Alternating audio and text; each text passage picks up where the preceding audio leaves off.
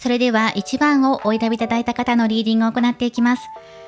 今回はリクエスト企画です。リクエストありがとうございます。年下のお相手との恋愛について見ていきます。はい、メインとしては片思いの方向けのリーディングとなります。よろしくお願いします。もちろんね、今交際していますとか、両思いですっていう方でもご覧いただくことができます。年齢差を乗り越えてお相手はどう動いてくれるのかとか、どういうことを感じているのかっていうのをもらっていきます。では最初にこちらのタロットカードから、お相手とあなたのお気持ち、現状を見ていきます。こちらはすでにシャッフル済みです。制逆採用でもらっていきます。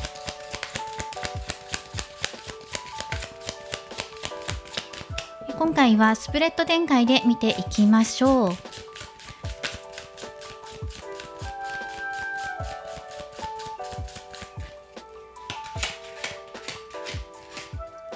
い、まずもらっていきます。こちらが今あなたの考えていることとしては、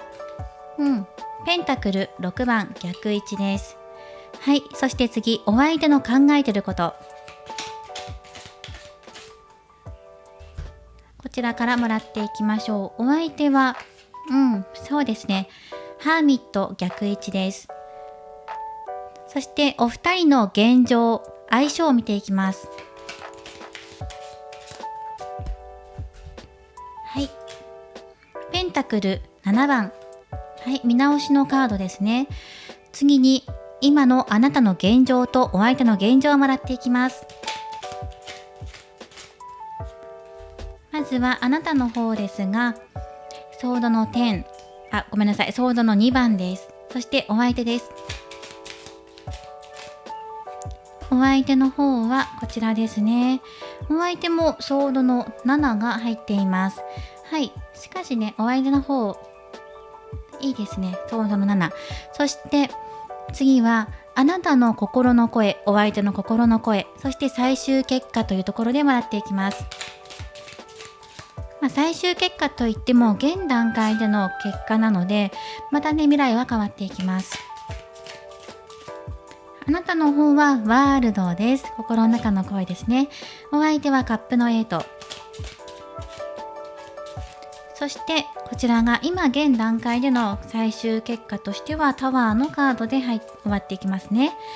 はい、タワーのカードが入っている。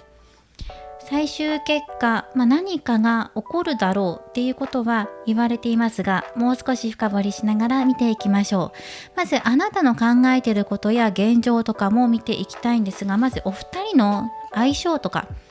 現状を見ていると、見直しのカードが入っているので、お互いの関係性だったりお気持ちってところでお互いが考えているようなところもある。相性としては悪くないしいいと思います。おお互いのことをちゃんと向き合って考えていって、これからどんな風に花を咲かせていこうかなとか、どんなやり方を使えばもっと豊かになっていけるかなっていう風にお互いが考えているところに今いるよって見直しですね。そしてあなたの考えていることとかももらっていきましょう。現状としてはソードの2番が入っているので、自分の感情を押し殺して今お相手と向き合っているのか、まだ片思いですっていうのを前提で見ているので、自分が好きだっていうお気持ちを伝えられずにあなたがいるのか、好きだっていうね、片思いだっていう状態でだけどそれを隠してお相手と接しているのかなっていうのも感じられます。ペンタクル6番逆で入っていますから、頭の中で考えていることっていうのは、自分だけを見ていてほしいなっていうことだったりとか、あとは関係性や立場を表すようなカードでもあります。はい、ですので、そうですね、何か立場的な問題があったり、でも今年齢差を見ているので、その年齢差についてあなたが考えているっていうこともあると思います。立場だけではなくて、お相手と平等に接していきたいとか、年齢の垣根を越えて2人の関係性を育んでいきたいとかっていうところも感じているし、今のままだと自分のバランスが取れなくなっていくっていうのがあなたの中で感じていることです。今これ現状ですね。あなたの現状、行き詰まりを感じているので、もしかしたらどちらかを選ばなければいけないとか、あとはお相手のために身を引こうとしていたりとか、またはバランスを保つために自分の感情を今抑えていたりっていう現状もあります。頭の中では年齢差のことや立場関係性、あとは自分だけを見てほしいとかっていうところも感じていながら、心の中っていうのはワールドです。バシッと入ってますね。あなたの願いがちゃんとここに出てきています。お相手と一つになっていきたい、二人で世界を育んでいきたいっていうところですね。そのためにどうすればいいのかなっていうふうに自分の中では考えている。でも今のままじゃ自分の気持ち爆発しちゃいそうだし、そうですね、自分の願いを叶えるためにっていうところで、あなたは今自分のこと、お互いのことを考えているのかなっていうところはあります。はい、では次、こちらがお相手です。お相手なんですが、お相手の現状を見ていくとソードの7番なので、何か温めているものを今それから殻から抜け出す時だったりとか、そうですね、自分の中でポジティブな方向へ働き出そうとしている時っていう風に感じられます。そう、何か考えていたことがあって、それを行動として動こうとしているのかなっていう現状が見えています。変化を起こそうとしているのかなっていう、それはどんな変化なのかなっていうのはまた後で深掘りしていくんですが、お相手の考えていること陰者逆位置です。秘密にしていることがあったり、それは誰にも打ち明けられないようなことで、自分の中で考えていることかもしれません。自分の中で解決しようかなっていうふうに考えている、答えを出してしまったっていう方もいるかもしれませんね。そうですね。あなたとの関係性において自分の中で考えて、もうすでに答えを決めてしまったのかなっていう感じもします。心の中の声としても、これは変化を受け入れて次へ行くとか、あとはもう考えていたことから抜け出したんだよっていう風にね、入ってくる。またはまだ抜けきれなくて自分を探している、自分自身を探しているとかっていうところもまだあるのかなっていう感じもします。自分の進むべき方向っていうのがまだ見えているか、見えているとするんだったらもう動いているかっていうところにいると思います。あなたとのことでね、やっぱり関係性考えているところあるんじゃないかなっていう感じで入ってきていますね。で、お相手の方を少し深掘りしたいかなと思います。ルノルマンから今回もらっていきます。で、お相手が今、そうですね、現状としては、そして考えていること、まずは考えていること、ハーミットの補足をもらっていきます。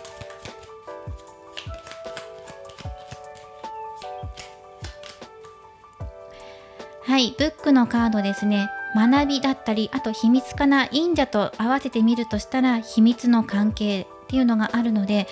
あなたとの間の関係性を秘密にしたいことがあるとか、あとはね、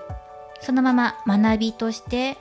今何か学ぼうとしていたり経験を積もうとしているよってこともあるかもしれない。あとは自分の本音を打ち明けたいってことも出てくるかもしれません。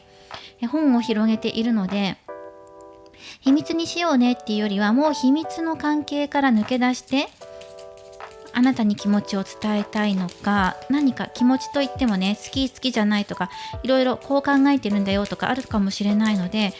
何かしらをあなたに見せようとしている、自分の情報を見せようとしているのかもしれません。もう少しもらっていきます。失礼しました。もう少しもらっていきます。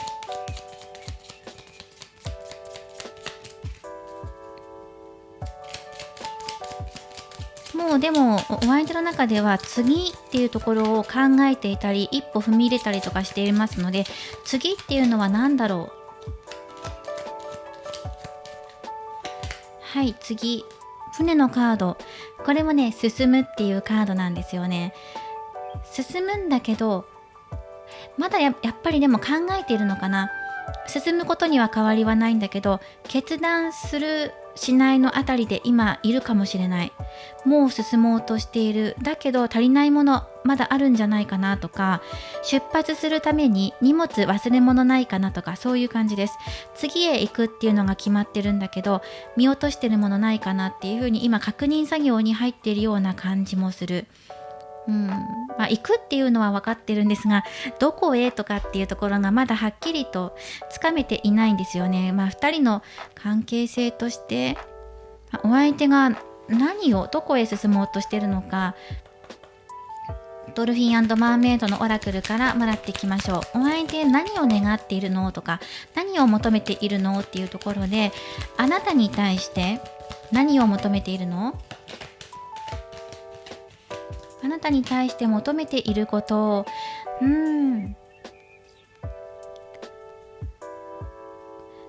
心の声っていうのが入ってきます。あなたに何かしらのサインをお相手の方からもうすでに出しているよっていう風に入ってきています。助けてっていうことかもしれないし、自分は次へ向かうんだよって、どこに行くのかってことももうすでにあなたにお知らせしているよとか、それははっきりとした言葉ではないかもしれない。態度だったりとか、ちょっとした些細な対応かもしれないんですが、もうすでに気づいてねっていう風に出てきています。重要なメッセージがあるよという風には入っていますが、じゃあそれってどういうメッセージなのかなっていうのをもう少しもらっていきましょう。もう一度ドルフィン&マーメイドからもらっていきます。どんなサインを送っているの？あなたに何を願っているの？何を気づいてほしいのっていうところですね。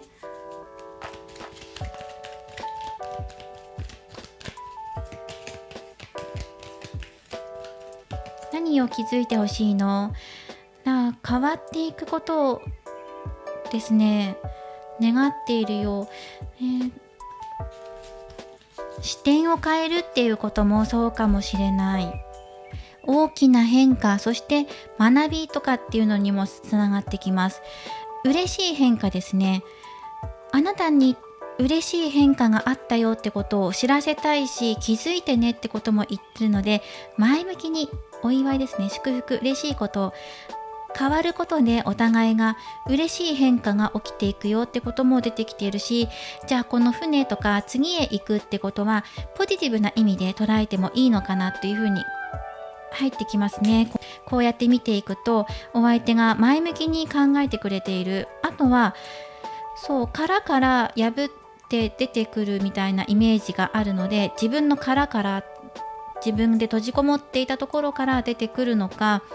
あとは何かあなたに今まで打ち明けてこなかったことを打ち明けるのかもしれないし、ここももらっていきたいですね。嬉しい変化があるよっていうことと、もう少しもらいましょう。それをあなたに教えたい。お相手はどんな風になりたいのか、何を目指しているのか、そして何を考えていたのか、もう少しねそのあたりももらっていきましょう。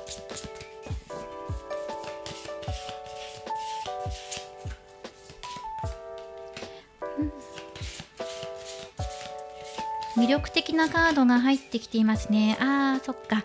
一緒に過ごしたい、何を目指しているのか、一緒に過ごしたいっていうことと、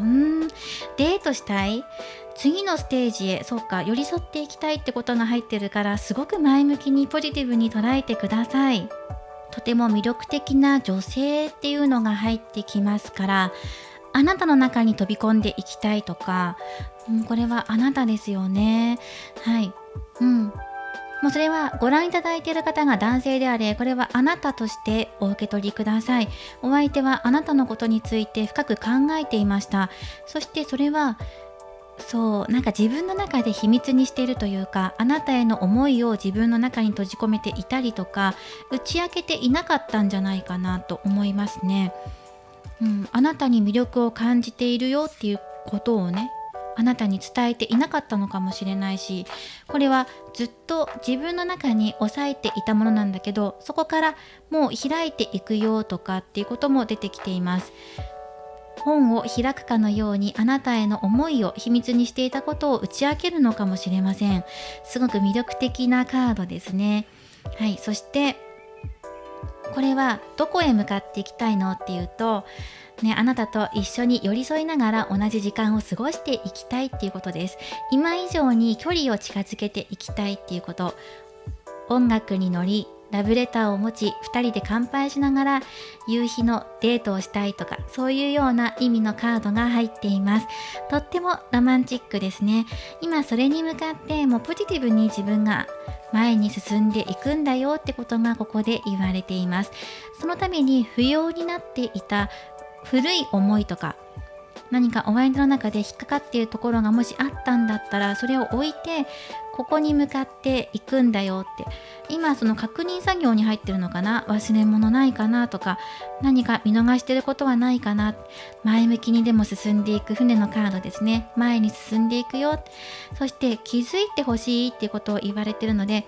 もしかしたらあなたはそのお相手の抱えているお気持ち、本当のお気持ちってところをまだ見えていないのかもしれない。そしてそれは嬉しい変化なんだよ。あなたの中ではお相手が距離が遠くなっちゃったとか、離れていったように感じるっていうふうに思われていたかもしれないんですけど、いやそうじゃないんだよって、自分の環境を整えながらあなたに向かって行こうとしているっていう風にね、そのようにお相手は考えているみたいです。ただこの近い将来タワーのカードが入ってるんですが、ここね2人の間で何かしらの変化が出てくるだろうっていう風に言われています。何かが起きるだろう、それは一体何なのかっていうところで1枚アドバイスもらっていきましょう。で、この後ね、2人の距離がどんな風に縮まっていくのかっていうことで、もう一つタロットカードを出していくので、その時にこのタワーと合わせながら見ていきたいんですが、まずここね、何があるのかなっていうところで、1枚まずカードを出します。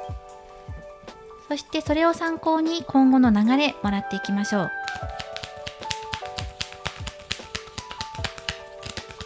それはお二人の学びや成長につながるような出来事かもしれないし、もう関係そのものが変わっていくのかもしれません。ただお相手の方は前向きに捉えていますので、あと変化っていうのが入ってきますね。変わるよっていう風に入ってくるので、変わって進む。なるほど。もう一枚引きましょう。はい。いいですね。宝を見つけるよっていう風に入っています。扉がもうすぐ開かれるよって。このカードがね出る時っていうのは、もう1枚カード引いてくださいっていう時なんです。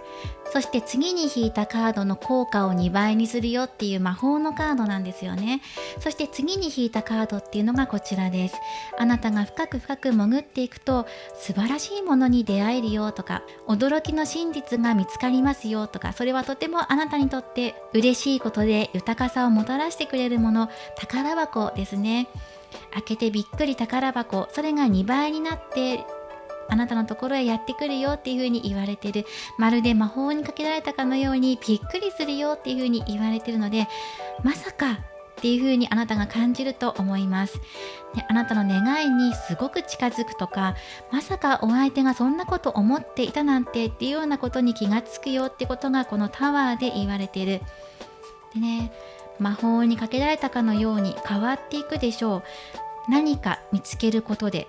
しかもこれはあなたにとって必要なことでとても嬉しいことです。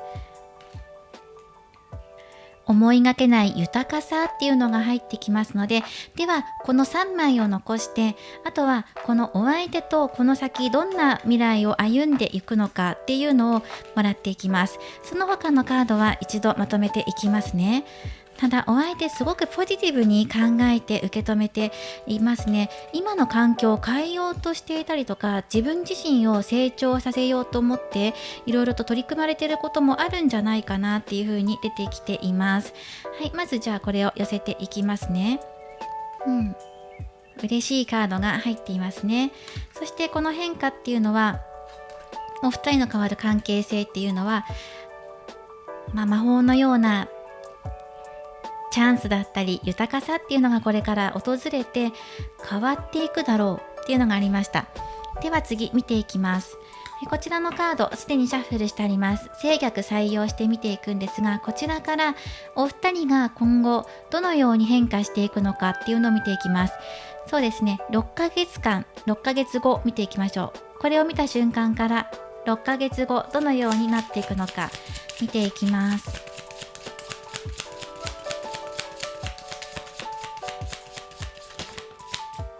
はい、まず1ヶ月後。は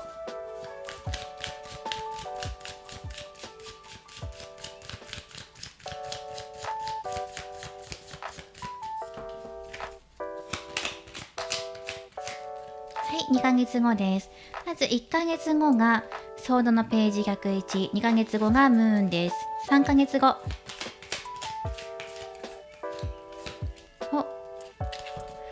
お待ちください。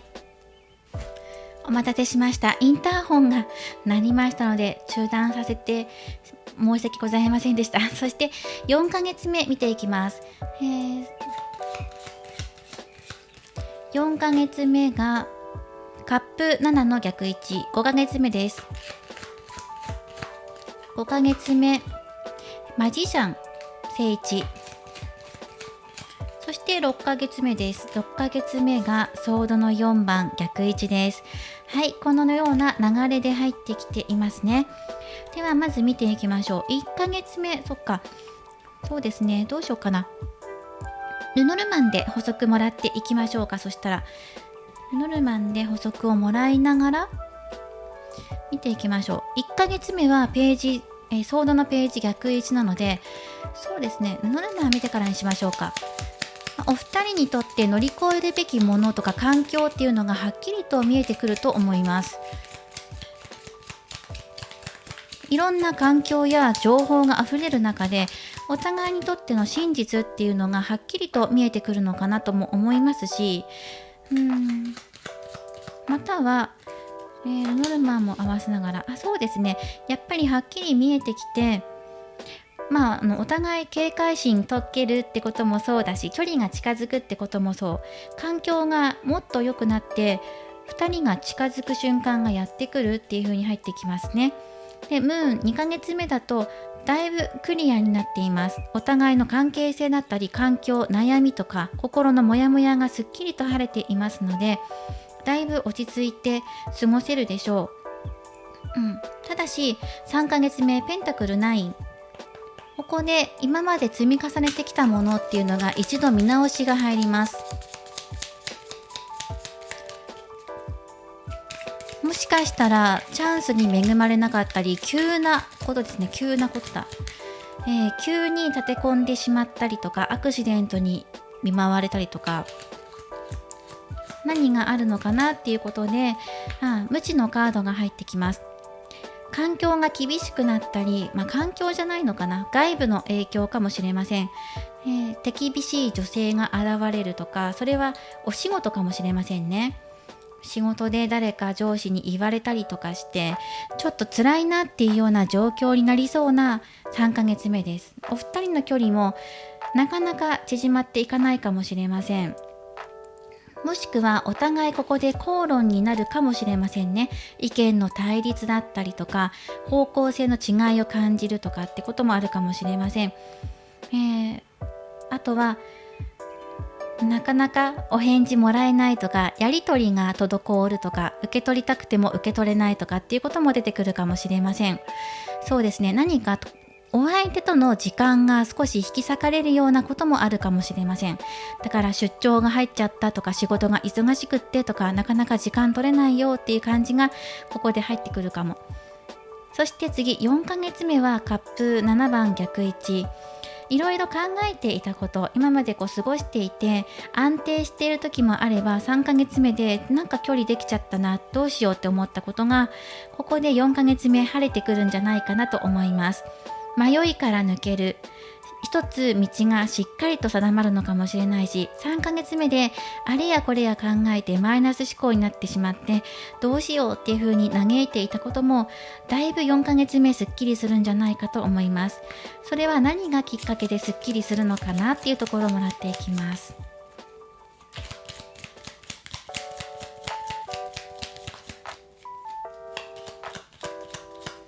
何がきっかけで、お仕事ですね。仕事が落ち着くよっていう風に入ってきています。やっぱりこのあたりはお相手かあなたのお仕事かなに関わることで忙しかったり、距離ができちゃうようなことがあったりとかも、時間なかなか取れないとかってこともあるかもしれないんだけど、だいぶ4ヶ月目になると落ち着いてきて、ゆとりが持てるようになってくる。そして5ヶ月目、6ヶ月目という風に見ていくと、ここからね、2人の距離がぐっと近づくようなことが5ヶ月目にあるんじゃないかなと思います。はい、いいですね。素晴らしいです。近づくようなことがあると思いますし、6ヶ月目も今まで動かなかったようなことが大きく動いてくるよっていう風にも入ってきていますので、先ほど言ったこのタワーのね、何か見つけるよって、宝ですごく嬉しいことなんだ、びっくりすることなんだよって、喜びが2倍になって帰ってくるよっていうこと、あなたが今までしがみついてなかなか手放せなかったことが、もうふっと楽に手放せるようになるでしょう。何か素晴らしいものを見つけることによってっていうのがあるんですが、多分この5ヶ月目あたりでその答えを手にすることができるんじゃないかと思います。すごい可能性に満ち溢れているカードです。何でもできるよっていうカードなので、ここでチャンスだったり2人が近づくような出来事が起こるんじゃないかなと思っています。はい、では何があるのかなっていうところでオラクルカードからもらっていきます。ただお相手の先見てるよっていうのは、あなたと一緒にいることだっていうのがここで出てきているから、デートに誘われることだったりとか、2人で一緒に過ごそうよっていうところになっていくので、距離感じちゃったなっていう風になったとしても、この辺りですね、なったとしても、またぐっと近づくとか、お相手の本心が聞けるっていうことが出てくるんじゃないかと思います。はい、では何があるのかなというふうに見ていきましょう。寄り添っているカードですね。自分自身もそうかもしれないし、お相手に対してもそうかもしれません。過去を手放して自分自身受け入れていきましょうっていうカードですね。ここですね。例えばあなた自身の中でここからどうしても手放せなかったっていうものがあったかもしれない。これはどうしても崩したくないとか壊したくないってこと、そのお相手との絆もそうかもしれません。もしかしたらあなたがこうだって思ってることが、実は違うやり方とか違う見方をするともっと可能性が広がるよってことに気づくのかもしれませんね。お相手がこのようにね、あなたと同じ時間を過ごしたいんだよってことに気づくのかもしれません。そこで自分が手放したくないものって実はそうでもない、違う見方もあるんだとかっていうことに気づくのかもしれませんね。自分自身の過去のことだったりとか、過去の痛みだったり、自分の心の中の自分ですね、こうありたいとかって思う自分を素直に自分が受け入れられるようになるってこともそうです。そしてお相手と一緒にいられるようになるっていうのも伝わってきます。あなたが自分を受け入れることで、もっと優しさに満ち溢れるような時間がやってくるんじゃないかなっていう風に感じられます。では最後ね、これ年下のお相手なので、お相手が年齢差のあるあなたのことを、年齢についてどう思っているのかってことでもらっていきます。年上のあなたってことですね。どれぐらい年が離れてるのかっていうのはその人によって変わってくると思いますが、お相手は年齢のこと気にしていますかっていうところで、ただでもこのカード見ていると、一緒に過ごしたいってことは年齢のことそこまで気にしていないんじゃないかなと思います。はい、年齢気にしていますか？デビルのカードが入っています。なんかそこじゃないよっていう感じで入ってくるので、もう少しもらっていきます。逆に自分自身制限かけていませんかっていう感じで、ペンタクル5、そうですね。自分自身で自分を追い込んでいませんかってところです。それはあなたに対して言いたいんじゃないかなと思います。その点。あなたがもしすごく年齢のことを気にしていて、それで動けないとか、ね、すごく年が離れているから私なんてとかっていう風にもし感じてるのであれば、それは違うんじゃないかなっていう風に教えてきてくれてると思います。自分の中で枠を作ってはいけないよっていう風に言われているんじゃないかと思います。自分で自分を傷つけなくていいよっていう風に入ってきていますね。デビルっていうのは本来だったら鎖につながれているカードで、その鎖っていうのは緩いもので、自分が抜け出そうと思ったら抜け出せるんだけど、なかなかその鎖から自分自身外れることができないっていうカードです。あなたがそこにとらわれているよっていうカードなんですね。そして自分自身を追い込んでしまって、ひどくね自分自身傷ついていたり、相手はそう思ってるんじゃないとか、年齢差を気にしてるんじゃないかってことで、多分あなた自身がそのようにお相手からはっきり言われたわけでもないのに、自分の中で感じちゃってるとかっていうのがあるんじゃないかなっていうふうに出てきています。もしそうだとしたら、あまりそこにこだわらない方がいいし、早めに抜け出した方がいいよっていうにも入ってきます。はい、お相手からのメッセージですね。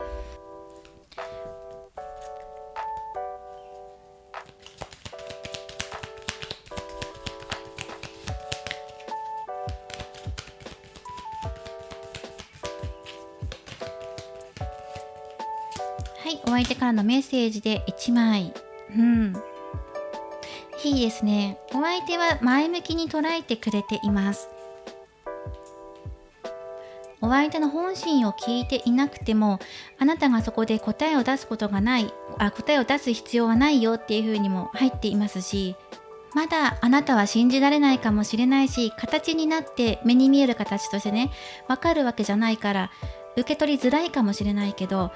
目に見えないところでこのあなたの無意識の中ではもうすでに物事は動いているし、お二人の間でも目に見えないところ、この海の中では二人の関係性っていうのはもうすでに動いているんだよ。でも見えないから気づきづらいかもしれないっていうのは出てきています。でもそれを信じて、あなたの願いが近づいているっていうこと、この前兆に気がついてねっていうメッセージです。で、先ほども出てきていましたよね。サインに気づいてほしいっていう、お相手からのねサイン気づいてほしいってことですね。そこにも通じてるかもしれない。だから本当にあなたがもし今視野を広げたりとか、あと、これだけはっていうところを、もしこだわりとかをもう少し緩めていったりとか、何かを見つけるともっと気づきやすくなるかもねっていう風に入ってきていました。まもなくこの物事が水面下で動いているよってことに気がつくことができるでしょう。そしてすぐには叶わないかもしれないけど、もう動いている、物事は動いていて、あなたの現実へ、願いが現実へ向かって働き始めていますから、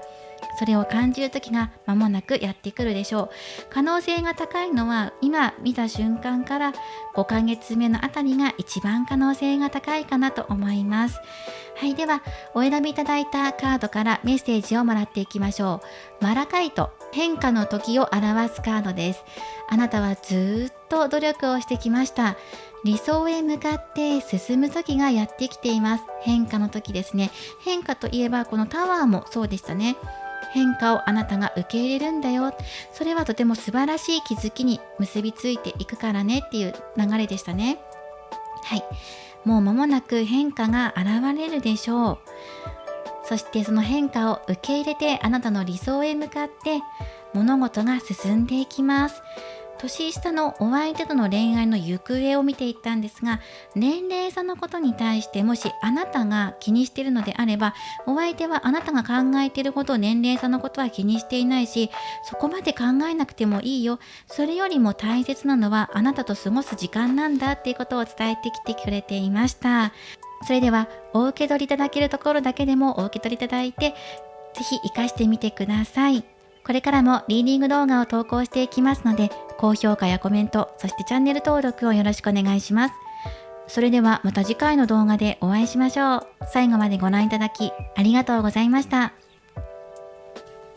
それでは2番をお選びいただいた方のリーディングを行っていきます。今回はリクエスト企画です。リクエストありがとうございます。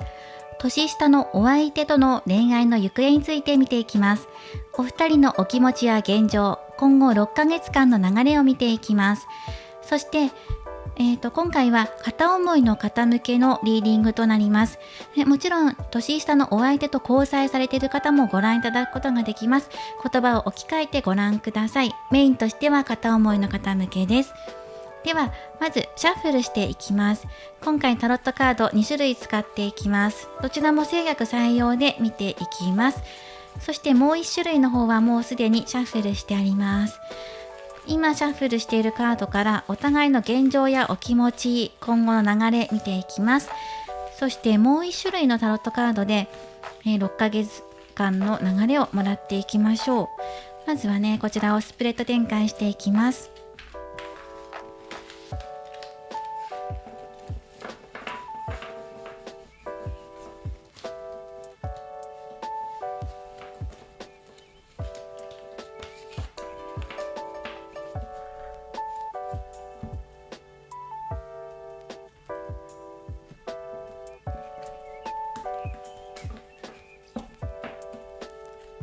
それではお互いの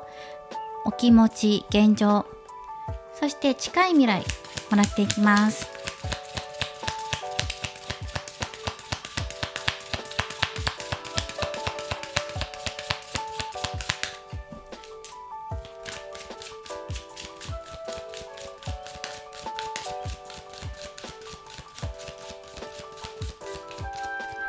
そしてお相手年下っていう風になってますので、年齢差についてどう思っているのかってことも後でもらっていきます。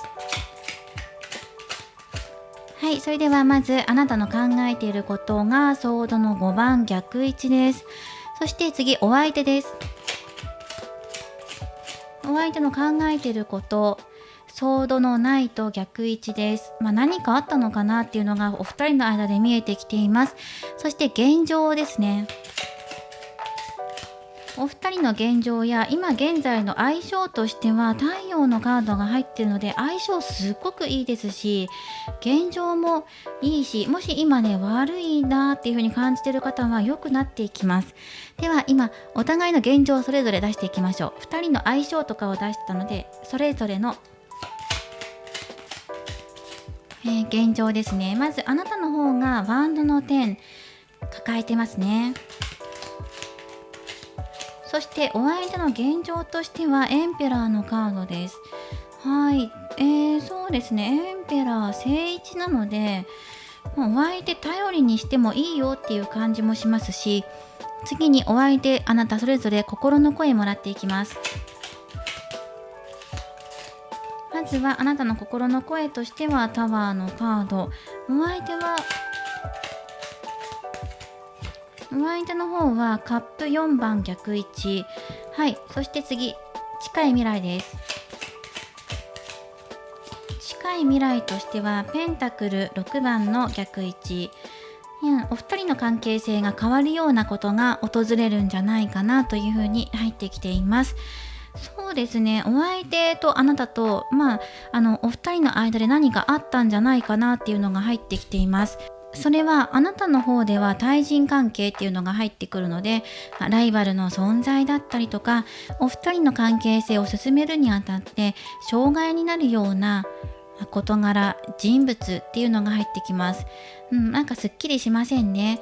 お相手との間で何もないよっていう方だとしても、あなたの中でいろいろと抱えてるものが今の現状あるんじゃないかな。いろんなことやんなきゃいけない。あれもこれもっていう感じで、少しあなたがいろんなもの抱えすぎていますよっていう風に入っていますね。今お疲れじゃないですかっていう風に入っています。あなたが気がつかないところで自分の中の心身のバランスがうまく取れていない可能性もありますし、あなたの心の中の声っていうのがもうね、助けてっていう風に入ってくるので、かなりいっぱいいっぱいなんじゃないかなっていうのがここから伝わってきますね。で、お相手の方を見ていくんですが、もしお相手があなたとの間で何もなければ、お相手自身があなたを助けてあげられないような、動けないような状態だったり、後ろ向きに考えていたり、積極的になれていないのかなっていうのはあります。ただ現状としては悪くはないので、お相手の現状ですね、悪くはないし、そしてお相手の心の中の声っていうのが、でお相手はね、お相手もちょっと辛かったなって思うところがあるし、面白くないなって正直思ったことが最近あったんじゃないかなっていうのが感じられます。あとは少しがっかりしちゃったりとか、視野が狭くなっちゃって、あなたに気がつかないとか、本当に大切なものって何なんだろうとかってちょっと不安定になっていたところがあったんです、最近まで。でももうそこから抜け出していくんだっていうようなお気持ちが、心の中の声、もう抜け出したいんだっていうところですねが入っていますので、そうですね、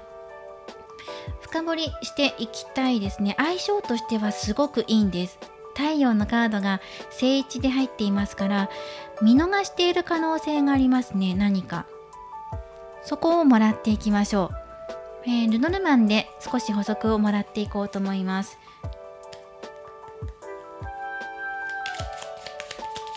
まずはお相手の方を深掘りしていきましょう。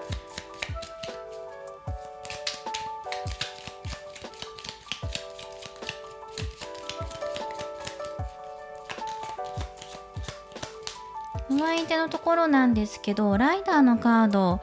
なんかね、動きたくても動けないとか、やっぱり動かない。でもライダーなので、ライダーはね、早く動くっていうカードなんですよ。で、お相手の考えてること何なのかなって言ったら、行動するかしないかっていうことなんですよね。それが入ってきてるんですよ。自分が動くか動かないかっていうところです。何について考えてるの？正直になれなかったっていう風な狐のカードも入ってきています。一部ではね、お仕事っていうのもあるかもしれないんですが、どちらかというと、あなたに、わかりやすく言うと、嘘をついちゃったとか、ごまかしちゃったことがあるとかかもしれません。自分の立場を守るために何か偽っていたとかってこともあるかもしれませんね。それであなたがすごく、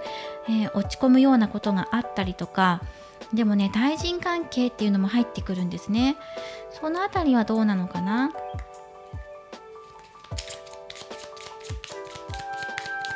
お相手はカリスマ性があるので、モテる方、もしくは立場のある方かもしれません。お仕事でも役職を持っているとかかもしれませんね。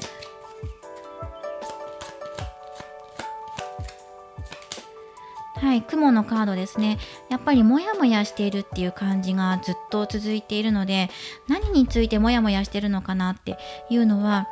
偽ってしまったことだったりとか、動けなかったことだったりっていうのもありますね。あなたのそばにいられなかったっていうのもあります。それは自分を守るためにっていうことで起こした行動かもしれません。それが後々になってあなたを傷つけてしまったってことに気づいたかもしれないんですが、やっぱりこのモヤモヤから今抜け出そうとしているってことは出てきていますね。でも行動としてじゃあ何か積極的にあなたにアプローチしてるんですかって言ったら、まだね、切り込めていません。羽ばたいていけていませんっていうのがあるので、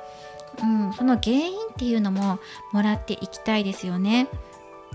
どこに原因があるのかなっていうところをもらっていきましょう。まずはあなたのところで何かあなたを悩ませている、苦しんでいるものは何ですかっていうところでもらっていきます。多分対人関係、誰かが関わってきてるんじゃないかなっていうのが入ってきています。揉め事に巻き込まれたとかね。はい、もう一枚めくっていきますね。あなたを悩ませていることすごくたくさんあるんじゃないかな。はい、なんかね、もう自分らしくいられなかったとか、あとは自分の表現、自分らしさを押し出していけないとか、自分の気持ちを言えない、なかなか飛び出していけない、飛び出す勇気もなかったとか、そういうところで悩んでいたのかなって、重荷になっていたところもあるのかなっていうふうに感じます。なかなか今までの環境、そして自分が築き上げてきたものから抜け出せなかったりとか、これはチャレンジするとかね、自由に自分自身羽ばたいていく、それが怖いみたいないう風に感じていたのかな。重荷になっていた、障害になっていたのかな。新しいことにチャレンジする勇気がなくて、今まで培ってきたものを大切にしていて、それを壊したくなかったとか、それはお相手と紡いできた関係性かもしれないし、自分の人生経験の中で学んできたことかもしれません。これはすごく大切だっていうふうに思っていたものを崩してまで変わることが勇気がいることで、それがなかなかできなかった、行動に移せなかったんだよとかっていうところも入ってきています。で、お相手はこれね、2倍にするカードなんですよ。次に出たカード2倍にしましょうって、意味を2倍にしましょうっていうカードなので、かなり勇気が出なかったとかね、殻を破って次に行くことができなかったっていうのがすごく入ってきています。お相手の方はどうかな。あなたとの間で何を考えていたんだろう。何について動くか動かないかとかっていうのを考えていたんだろう。何についてってところですね。でももうすぐ夢が叶うよとか、もうすぐやってくるよとか、待っているよっていうのが入ってきています。お相手の中で道のりが長くて諦めかけていたことがあったっていうか、諦めかけていたっていうのが出てきています。もう少し頑張ればあなたまでの距離がぐっと近づくチャンスがやってくるとか、あなたがここで待っているのに動けない、動かない、諦めちゃった、夢半ばで途中で断念しちゃったことがある。だけど諦めなかったら結ばれるんだよってことを強く出てきているから、あなたの方でも殻を破って動けばいいんだよ。それがでもすごくね、そうやって自分のことを打ち壊して、今まで自分が大事にしたもの、大事にしてきたものを壊してまた新しく積み上げていくことってすごく勇気いることだよね、大変だよねっていうことも入ってきているし、でも今までの自分、古い自分を壊して新しい自分にならなければ強くなれないんだよっていうことも伝えてきてくれてるんです。勇気いることだけど頑張ってって、だって2人の相性はすごくいいから、太陽だから、お相手も諦めないでって、諦めていたんじゃないかな。本当に近づいていけばあなたと輝けるような関係性になっていけるんだけど、諦めてるんですっていうのがあるんです。だから諦めないでっていうカードなんです。これはもうすぐこのお相手にとってミラクルがやってくる、あなたとの間でミラクル、奇跡がやってくるから諦めちゃいけないよっていうね、安西先生のカードですね、入ってる。諦めたらそこで終了ですよっていうカードに対して、やっぱりね、動けなかったんだとか、もしくは動いたとしても間違った方向に動いちゃったとかねっていうのもあるかもしれないので、うまく進めていなかったってことですね。お互いがお互いうまく進めていなくてもどかしかったんじゃないかなっていうのが入ってきています。でもすごく相性が良くて、この先近い将来関係性が変わっていくことがあるんじゃないかなというふうに感じています。どんな風に変わっていくのかとか、あとはこれまで築き上げてきた2人の関係性をどのように生かしていくのかっていうのは、これから先のカードで出していきますので、あとは1回カードを整えて次の展開へと行きます。はい、そうですね。すごくね、抱えていましたよね。お相手のことであれもこれもっていう感じで悩んでいたこともあるのかなって思います。動きがなかなか見えないとか、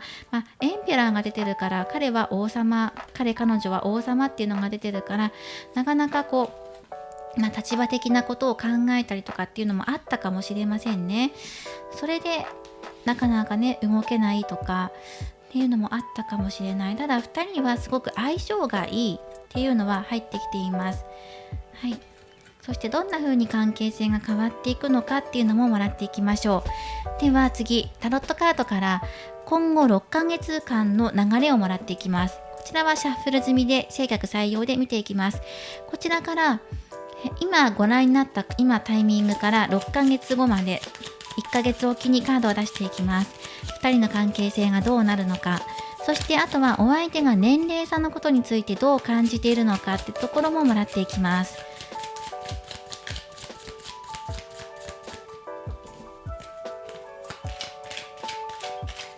まずは1ヶ月目を節制のカード、いいですね。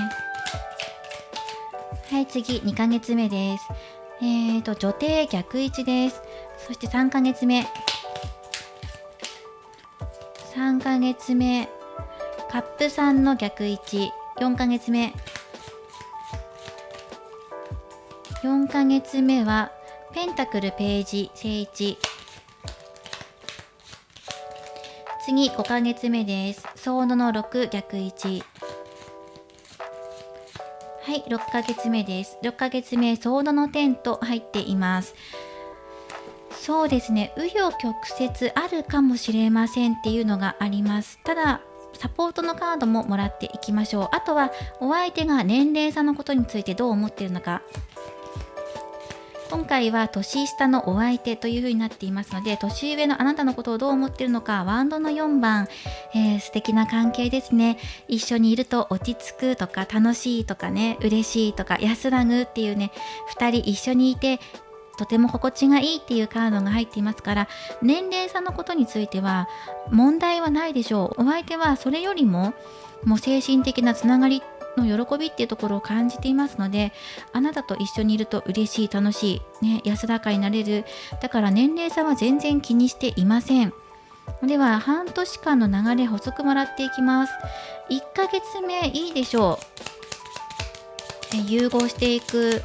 程よい距離感っていうのも表していますので、もしかしたらこの近づくだけではなくて、お互いが程よい距離感で保っていられるような、ただし悪い意味じゃないですよ。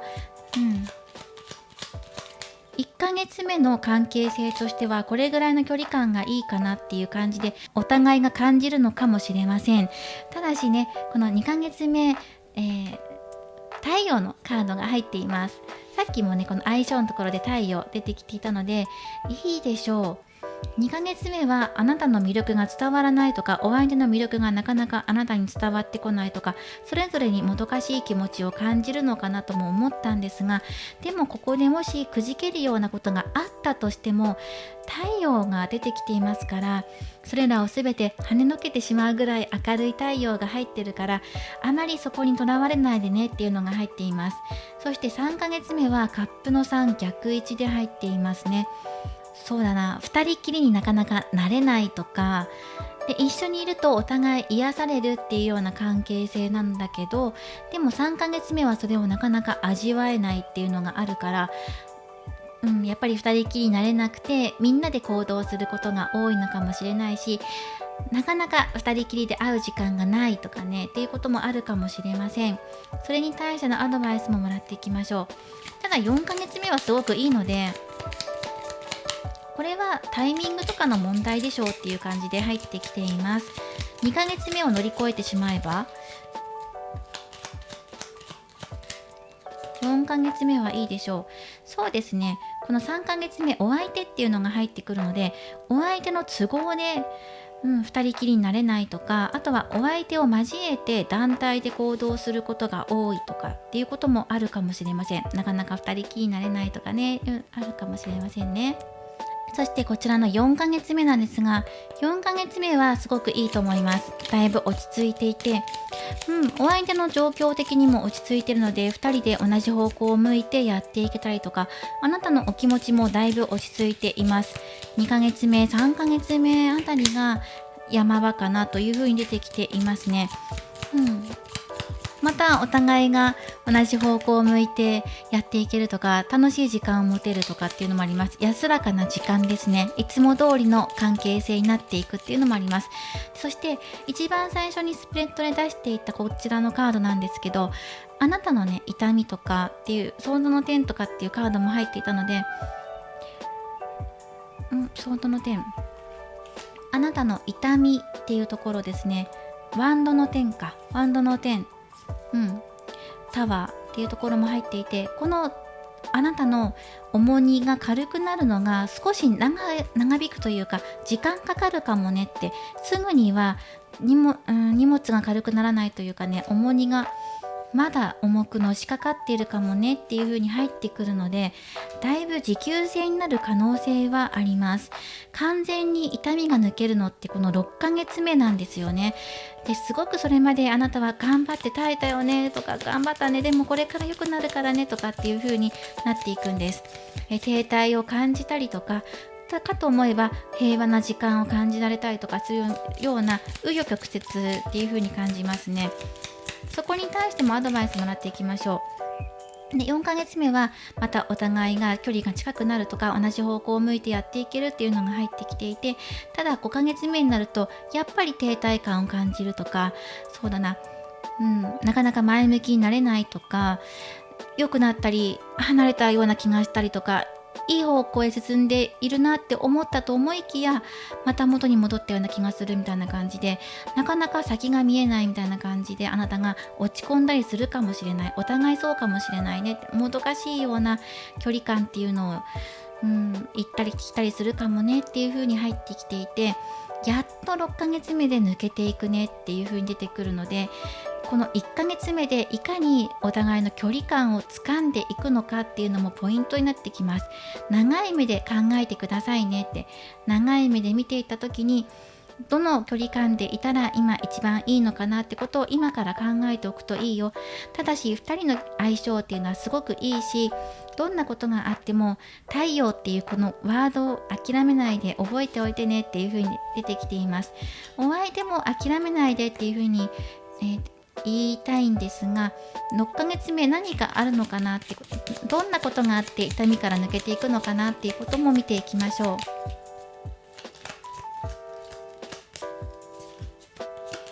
はい、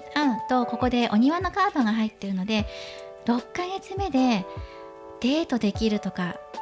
2人きりになれるとかっていうのが出てきますね。あとは解放される、本当にこのあなたのこのカードのようにフリー、あなたが自由になれる時がやってくる。重荷、責任感から外れて、プレッシャーから軽くなって、やっと解放されるのが6日目じゃない、6ヶ月目っていう感じで入ってきていますね。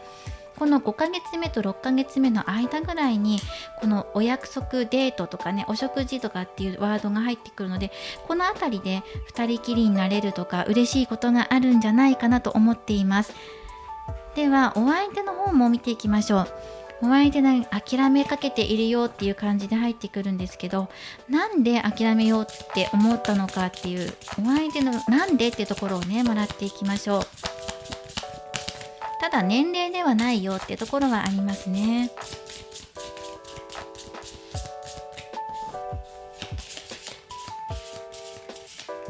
はい、なんでっていうところは、お相手すごく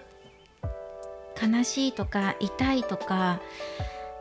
責任でいっぱいとかね、自分の中に閉じこもっていて、あなたの救いの光、あなただけが自分の救いの光なんだけど、待っている、あなたからの救いの手、差し出される手を待っているし、あとは気づいていないっていう場合もある。落ち込みすぎていて、今は自分の殻に閉じこもっていたいっていうのもある。なんで諦めたいのって、愛に光が灯っていてもそれに気づかないとか、気づかないようにしているとか、考えすぎていてもう無理なんじゃないかっていう風に感じているんだって。誤解や対立があったかもしれないんだけど、それを解決する術が見つからなかったりとか、そうですね、やっぱりあなたの方から手を差し伸べてくれたらいいのになっていうような思いもある。お相手がなぜ諦めようと思っているのか、誤解や対立があったからだよっていう、あと自分の痛みっていうところがね入ってきますね、お相手の中で。だからもうダメなんじゃないかっていう風に感じちゃったんだっていうところが入ってきます。じゃあどうしたらそれをお相手が抜け出して解決していけるのか、ね、諦めないでねっていうカードが出ていたんだけど、でも諦めるか諦めないかっていうのはお相手次第っていうのがありますよね、やっぱり。なのでお相手はどうなるのかなっていうところで、もう少しねお相手の深掘りしていきましょう。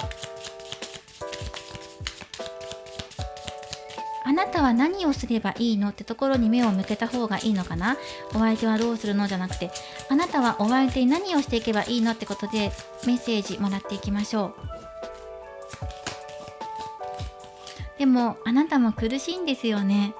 かなり苦しいし、自分を変えるっていうカードが出てきていたので、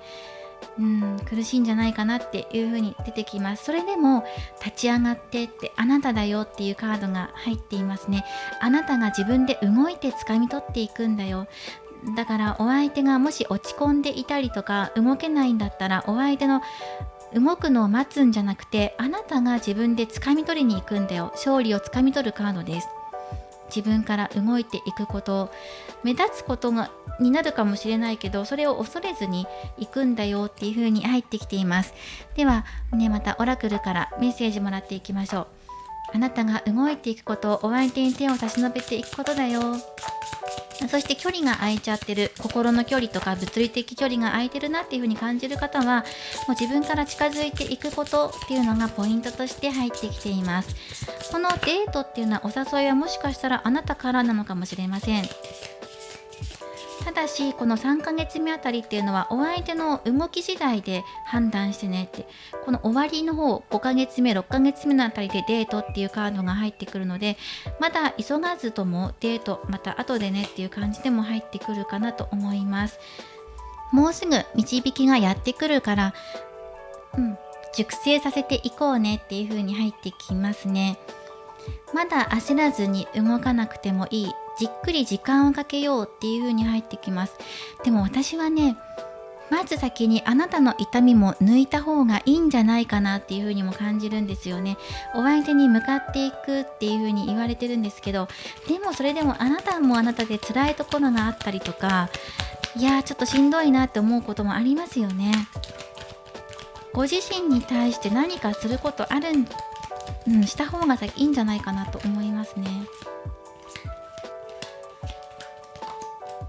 はい、ご自身に対しても入ってきています。そしてお相手に対してもね、見ていきましょう。間もなくだねっていう風に言われてますね、お相手の方もね。あなたの方はね、あなた自身の可能性を広げていくことっていうのが入ってるし、お相手の方は時が来ればもう時だよっていう風に言われてるので、ここはね時間かけていいと思う。まずはあなたが一番最初にすることっていうのは、自分自身の可能性を広げることだったり、見解を広げることだったり、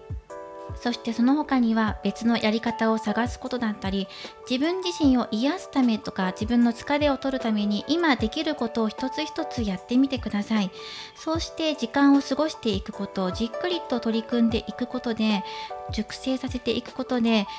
この時ですね、前へ進む時がやってくる。ムーブオン、前へ進もう。そうですね、その時がもうやってくるので、タイミングがこの辺りかな。ここ時間かかるよっていう風に言われていますから、新しいものを受け入れる時、そして古いものを手放す、そのタイミングであなたが動き出す瞬間がやってくるでしょう。何かを受け入れ、何かを手放す時、これが行われた時に今だっていう風に動き出すタイミングがやってくる。それに気づくことができるでしょうっていう風に言われています。過去にとらわれずに穏やかな気持ちで過ごしましょう。なんか対人関係の揉め事とか、いろんなプレッシャーっていうのも入っていましたので、まずは自分自身を軽くすることっていうのがありますね。いろんなやり方で自分自身癒してください。そしてお相手との関係性でも、距離感とかについても新しい可能性が見つかってくるかもしれません。そうですね。まだ時間がかかるかもしれないんですが、丁寧に丁寧に行っていくことで動く時がやってくる。あなたが何かを受け入れて何かを手放した時にその瞬間がやってくるだろう。そして時期的には多分この6ヶ月目5ヶ月目ぐらいですね。このあたりに大きな変化がやってくる。それはあなたから動いていくんだよっていう風に出てくるので、4ヶ月目でもう兆しが入ってくるかもしれません。そうですね。なのでここは長い目で見て取り組んでみてくださいねっていうアドバイスが入っていました。必ず変わるからねって。そして2人は太陽の相性だし、そうですね、関係性が変わっていくよっていう結果も出ていましたので、ここですね、出ていたので、まずはゆっくりと取り組んで、自分のことからですね、ご自身の荷物を軽くすることから始めてみてください。2ヶ月目、3ヶ月目、山場になってきますが、お相手の状態とか心の様子見ながら対応していきましょう。お選びいただいたこちらのカーネリアンのカードからもメッセージをもらっていきます。これは想像を作り出そう、生み出していこうっていうカードですね。今、あなたのクリエイティブな部分が開こうとしています。あなたのインスピレーションから生み出されるもの、これを生かして自由に羽ばたいていこうっていうカードです。これから先、あなたにインスピレーションが降りてくることがあるでしょう。今はまだ辛くて、なんかよくわからないとかピンとこないっていう方もいるかもしれません。ちょっとこれね、時間差が出てきますね。時間が経つと実感できるよっていう風に入ってくるので、今はまだ実感が湧かないかもしれないけど、一つ一つやってみてっていう風に入ってきています。そうするとこの最後の方、後半あたりですね、半年後あたりであなたは実感することができるでしょう。そして自分で生み出していく力とかやり方、方法っていうのが見つかってくるので、その時に波に乗っていってねっていう風に入っていました。多分それまではお相手を支えることにいっぱいいっぱいになるかもしれませんね。でもその中でも自分時間を大切にしたりとか、自分の心の癒しっていうところに目を向けてみてください。どちらも大切にしながら育んでいってくださいねっていう流れでした。今回は年下のお相手との恋愛の行方について見ていっています。今現在の未来の流れなので、これからまた先大きく変わる可能性も十分にあります。またこちらはお相手のお気持ちとして定期的にリーディングしていますので、それとまた合わせながら未来はまた変わっていくんだっていう風に捉えていただいて、これからやってみてください。以上、こちらが2番をお選びいただいた方のリーディングとなります。これからもリーディング動画を投稿していきますので、高評価やコメント、そしてチャンネル登録をよろしくお願いします。それではまた次回の動画でお会いしましょう。最後までご覧いただきありがとうございました。それでは3番をお選びいただいた方のリーディングを行っていきます。今回のテーマはリクエスト企画です。リクエストありがとうございます。年下のあの人との恋愛の行方について見ていきます。今回は片思いの方向けのリーディングとなります。両思いの方、年下のお相手と今交際していますという方はご覧いただけるんですが、言葉を置き換えてご覧いただけるといいかなと思います。メインとしては片思いの方向けのリーディングです。ではタロットカードシャッフルしていきます。こちらのカードから今のお相手とあなたの現状、お気持ち、心の声、そしてこの先どうなっていくのかっていうのをもらっていきます。そして今回はタロットカードもう1種類使うんですが、そちらはもうシャッフルしてあります。そちらも制約採用で、この後半年間の流れっていうのをもらっていきます。まずはこちらからね、お互いの今の現状やお気持ちもらっていきましょう。あとね、相性ももらっていきます。そしてその年下のお相手なので、年齢差についてどう思っているのかっていうところももらっていきますね。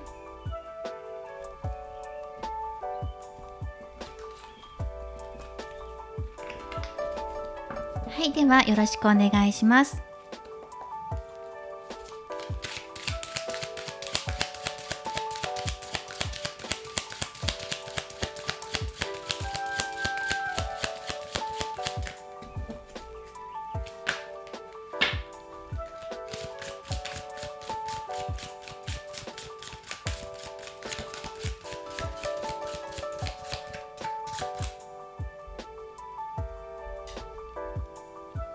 もう少し切っていきます。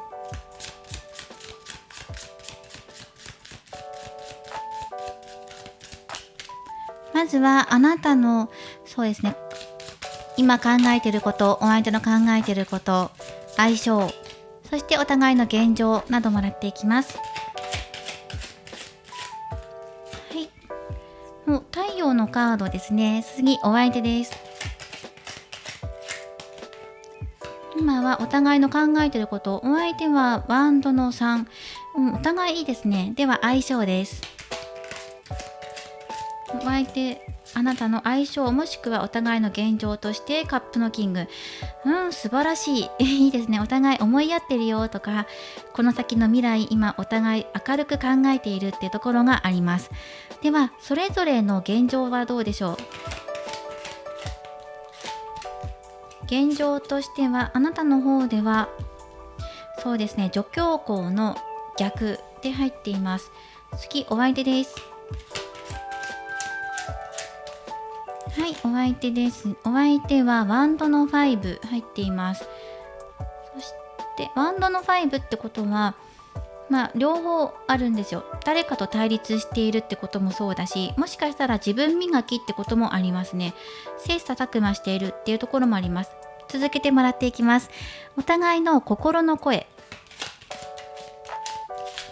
期待していることや不安に思っていること、あなたはエンペラー、お相手はいいですね。ペンタクル7、そして近い未来です。はい、近い未来、ワンドのエース。いやー、これね、お付き合い、今ね、片思いメインで見てるので、お付き合いまで発展していく可能性がすごくありますね。すごくいいんじゃないかなと思っています。今この2人の流れいいですよ。相性すごくいいですしね。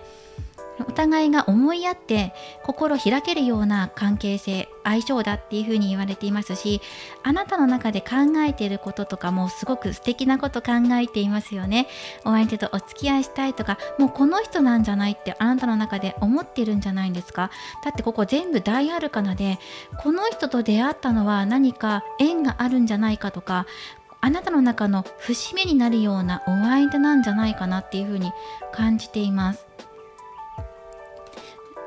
そうですね、現状として例えば自分の年齢のことだったり、今この年下のお相手ってことでテーマで見てるので、もし年齢で引っかかっている方もいるかもしれませんね。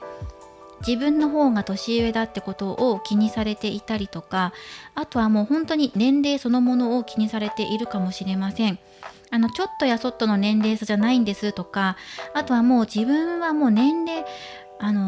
恋愛できるのかなっていう風に感じていたりとか、もし年齢で引っかかっているとしたら、そういうところで感じていたりとかするかもしれないんですけど、でもそれを跳ねのけるぐらいの素晴らしいお相手なんだとか、そしてこれから2人の恋愛すごくいいものになっていくんじゃないかなと思います。お相手なんですけど、今の、そうですね、あなたとのことで希望に満ち溢れていますし、もっと広げていきたいとか、あなたと一緒にやっていきたい、前進していきたい、期待したい未来へすごく明るくね、ポジティブに考えていますよね。これからどんどん紡いでいきたい思いがあるとかね、ありますね。そしてお相手の現状的には、たくさんここにチェスの駒のようなものがあって、そうですね、多分少し悩んでいたりとか、ワンドの5番って悩むカードではないんですけど、少し自分が成長しなきゃって思っているのか、あと進んでいくためにどの手段を選んでいったらいいんだろうとか、そうですね、周りのことももちろん考えているし、自分磨きってこともそうかも。どれが自分の理想、自分たちの理想なんだろうってことも考えているのかなっていうのが伝わってきます。そして心の中の声はこれですね、ペンタクル7、見直しのカードです。もちろんね、成長を育んでいくっていうカードでもありますし、より良いものにしていくためには何か必要なものあるのかなとか、どうしたらいいのかなとか、今成果を実感しているところでもあるし、実感しながらもより良い実りへ向かってっていうところがあるので、しっかりと向き合っているカードですね。これまでの努力が実って、これからさらにどうするかっていうことも考えているよっていうお相手の心の中の声です。だからここの頭で考えていることも心で考えていることも、これから先の未来のことについて考えているんですよね。そして最終的に近未来お二人どうなっていくのかっていうと、情熱が生まれて始まっていくよ、新しい始まりが作り出されていくねっていうところが入っていますね。はい、とてもいいですよ。何か生命力を感じるようなカードが入っています。そしてね、このお互いの現状だけちょっと気になるかなっていうところはあるんですけど、ただポジティブに考えてください。お相手の現状見ていきましょう。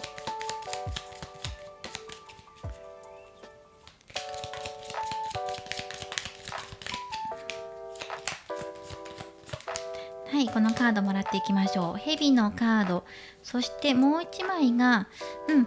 のカードですね。なのでお相手の中で一つ言うとするんだったら、蛇のカードが入ってるから、お相手の中で、嫉妬しちゃうとか、これライバルとかも表すカードなんです。ワンドの5番っていうのは、あなたの異性関係が気になっちゃうなとか、それはあなたの異性のお友達付き合いなのかもしれないけど、すごくモテるんじゃないかっていうふうに自分の中で嫉妬してしまうお気持ち、ここに区切りをつけたいなっていう現状があります。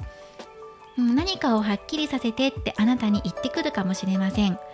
自分って特別なのっていうのを確認しようとするとか、あとは周りと自分が違う、自分が特別なんだよってことをあなたに直接自分が分かるように伝えてほしいなっていうふうに思うのかもしれない。そしたら納得して安心できるってこともあるかもしれませんね。お相手の中ではあなたにライバルがいるんじゃないかっていうふうに思っているみたいです。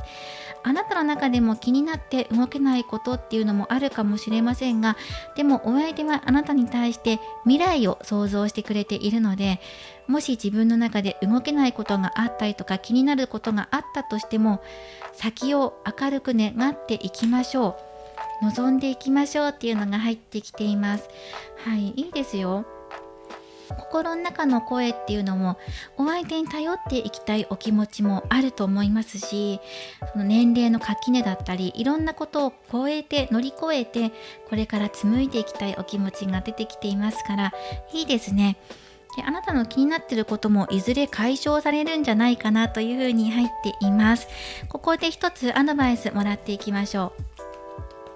う。ドルフィン&マーメイドのオラクルカードからもらっていきます。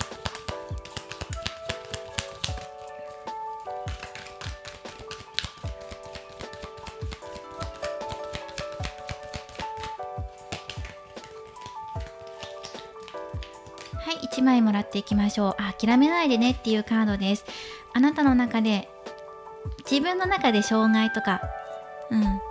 持っていませんか、感じていませんかっていうところです。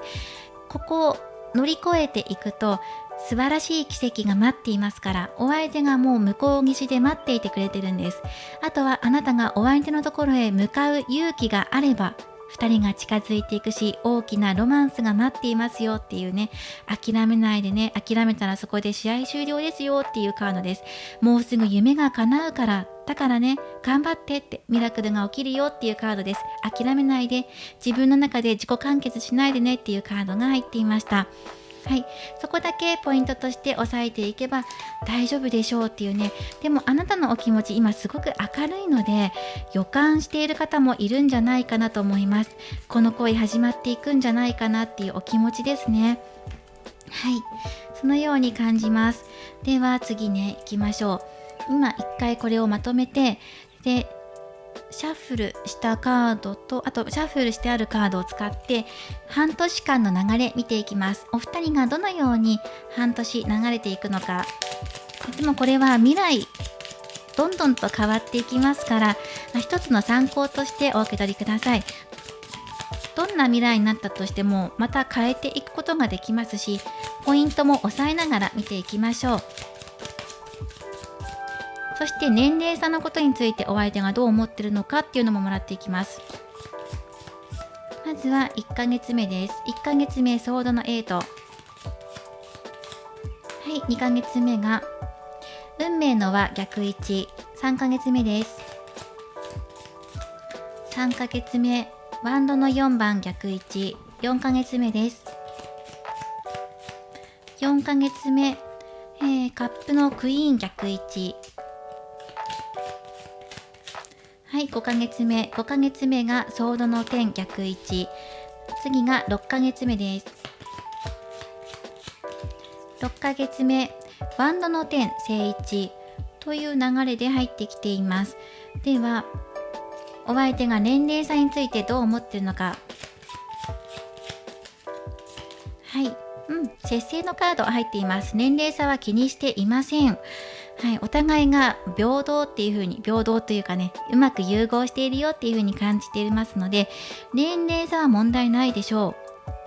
そしてあとこの辺りですね、この半年間っていうのがうまく流れていかないような気もするので、どこにどんな原因があるのか、それぞれ補足をもらいながら見ていきましょう。1ヶ月目はソードの8なので、動けないようなことがあるし、動きたくても動けないとか、あなたに対して諦めないでねとかっていうのもあるんですけど、お相手との間に少し距離を感じるようなことが訪れるかもしれません。でもそれを乗り越えていきましょうっていうカードが入ってますね。ソードの8でブーケのカード全部に、出していきます。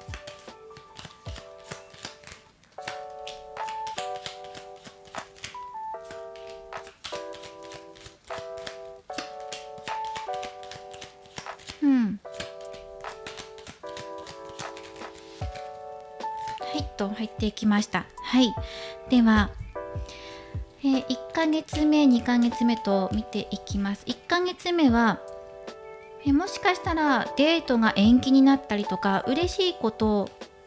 あなたが届けたいことやお相手があなたに伝えたいとか、プレゼントしたいものって嬉しいことがあるんですけど、それがなかなか思うようにいかないとか、何か制限がかけられていてどうしようもならないようなことが起きるとか、デートが延期されるとか、そうですね、そういうことがあるかもしれないけど、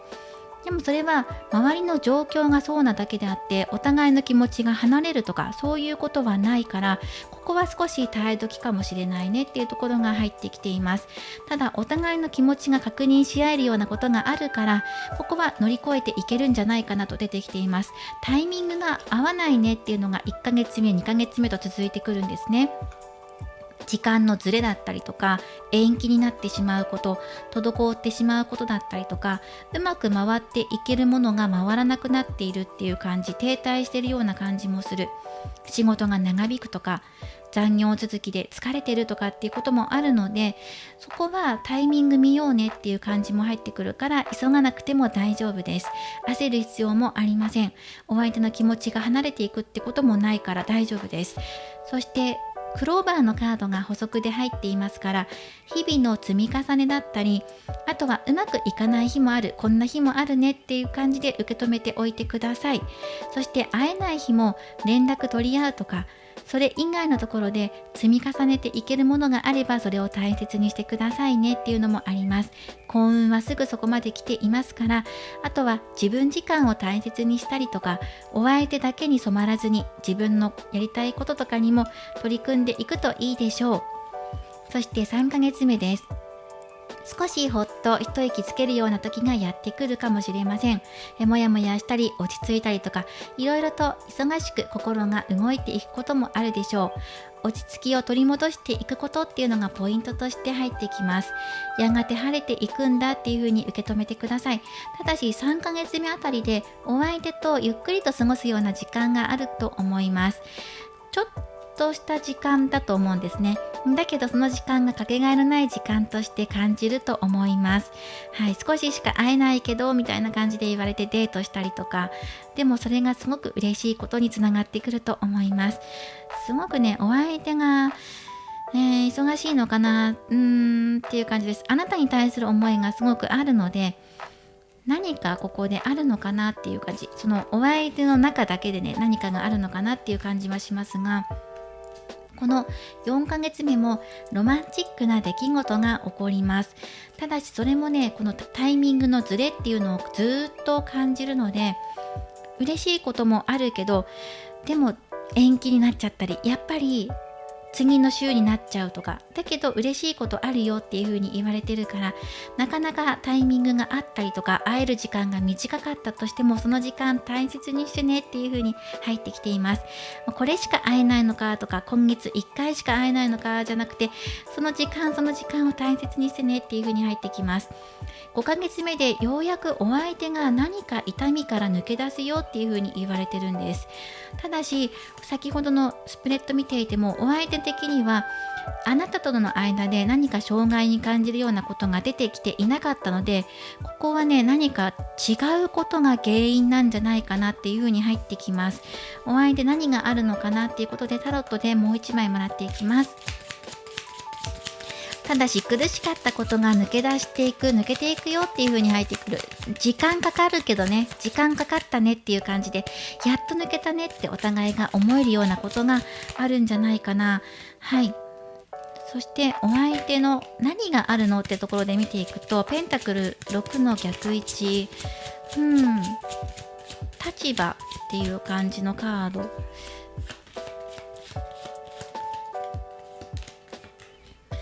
そして強行のカード、もしかしたらお仕事とかっていう感じで入ってくるかもしれません。あとは対人関係だったり、自分の導いてくれる存在、上司だったりとか、あとは目上の方の存在っていうのも入ってくるかもしれません。あとは秩序、ルールっていうところも入ってくるし、どちらもね、立場っていう感じのカードが入ってくるので、あとは公の場所だったり、公平に接していかなきゃいけないっていうところ、寛大さとかそういう、活動とかもそうなのかな。立場ある方が影響してるのか、あとはお相手自体がそのような活動をされているのか、みんなに平等に接していかなければいけないお仕事をされていたりとか活動をしているのかもしれない。そのあたりから抜け出すっていうのが入ってきていますね。あとは理不尽に扱われていたことの苦しみから抜け出すっていうのが入ってきますから、今までお相手が抱えていたことで自分の中で理不尽だなって思っていたことがやっとここで抜け出して、それから少しお相手の中でゆとりが持てるようになるなっていうのが出てきています。そして6ヶ月目ワンドの10、いっぱい働いてきてたくさん疲れましたよねって、お互いそうかもしれないねっていう風に入ってきます。ただし幸運を運んできてくれるコウノトリさんが入っていますから、お相手はあなたを連れてより安全な場所とかより豊かな場所に向かおうとしているのかもしれません。このあたりね、メッセージアドバイスもらっていこうかなと思います。この6ヶ月間を通して今片思いの関係で見ていますから、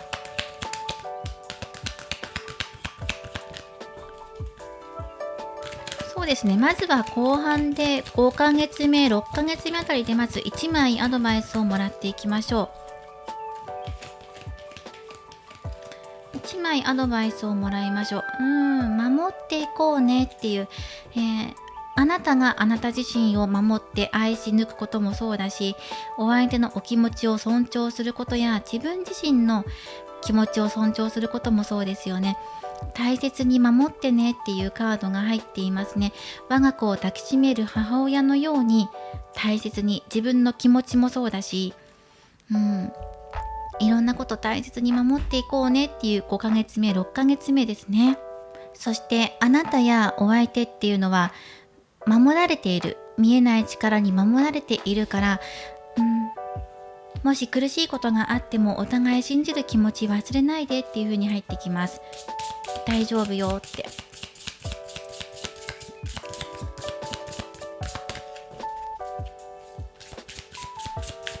あとは6ヶ月間通してメッセージをもらっていきましょう。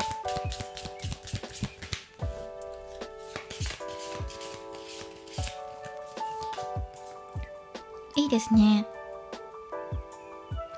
なんかね、向かっていく、道に向かっていくってところが一緒なんですよね。もしかしたらお互いお気持ちすごくあって相性もいいんですよ。すごくいいんだけど、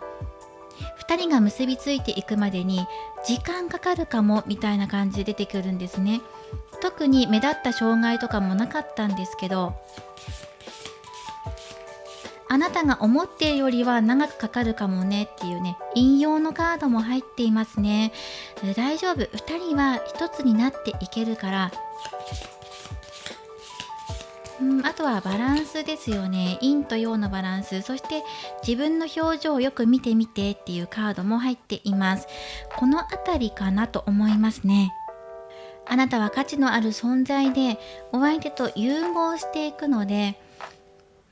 どんなことがあっても諦めないでくださいねっていうことも言われているし、信じてください。で、自分たちが守られていることで、中には長い道のりになるかもしれません。たどり着くまでには。だけど自分の信じる気持ちっていうのを忘れずに強く持って大切にしながら、そしてご自身も大切にして育んでいってください。自分の心もそうだし、お相手となかなか距離が縮まらないとか、なかなか会えないなっていう時ほどお相手を大切に抱きしめる、もう心の中でね抱きしめたりとか、自分自身に優しくしていってください。では引用のカードでバランスのカードでもあります。世の中は陰と陽でできています。太陽と月、光と影みたいな形で、何かイエスとノーみたいな感じで、何かがあればその裏もあるよ、表と裏があるよっていうこともここで言われてるんですが、それが両方あるからそれなんだよね、存在してるんだよねってことも表しているカードなんですね。あなたがいてお相手がいる。そして自分の中でも自分の天使の部分と悪魔の部分があるかのように、光の自分と闇の自分がいるかのように、両方あるから自分なんだよねってところ、それも大切にしてくださいねってこともそう。そしてあなたの心がある、だからあなたの体もある。あなたの体が存在している、目に見える形で体がある、手足があるってことは、あなたのその体の中に心、エネルギーっていうのがある。どちらも感じてねってことも両方ね言ってるんですよね。表裏一体のカードです。これは小さなことで言えば、あなたの心身のバランスを整えてねってこともそうだし、もっと広い意味で言ったら、お相手とあなたのバランスや距離感ってことも表しています。これも大切だよっていうカードです。そして自分の心を大切にしながら、時には自分の顔、表情を見たりしながら確認してねっていう風に言われていますね。大切にね、大切にねっていう風に、優しく優しくっていう風に、そして少しずつでいいから前へ向かって進んでいこう。導いてくれる存在もいるし、守ってくれるエネルギーや存在もいますからっていう風にアドバイスとして入っていました。いずれお二人は引用の関係だから、表裏一体ね、2人は一つになっていくよっていう風に言われていますから、時間がね少しかかるかもしれないってことについてはアドバイスもらいましょうか。でも時間かけてでも2人が一つになっていくっていう道をお互いが選んでいくんじゃないかなという風に感じています。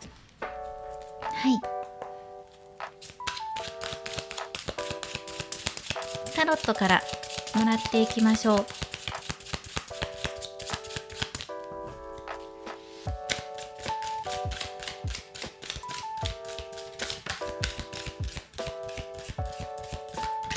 めくれたのがペンタクル9ですね。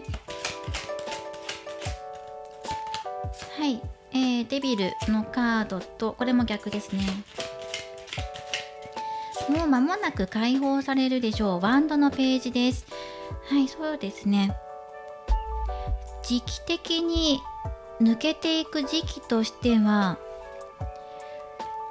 具体的にもし挙げるとするのであれば、